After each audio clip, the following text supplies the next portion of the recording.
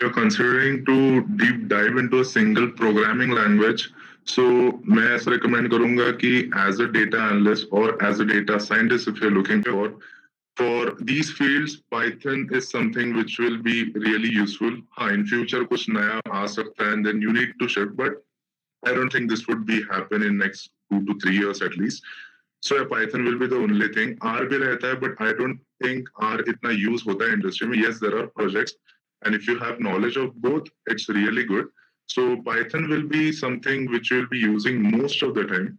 अभी Python में भी कैसा है depends. Now if you're considering एकदम data analyst वाला role, then I don't think there would be something. मतलब almost if you will be working around 10 to 20 to 30% only on Python. Rest of all is upon depends upon the other profiles. Like if you're taking into some dashboarding or SQL use होता है और Excel mostly पे काम रहता है.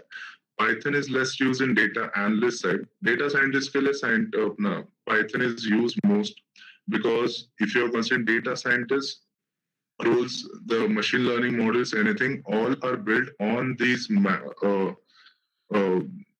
ये सब languages पर.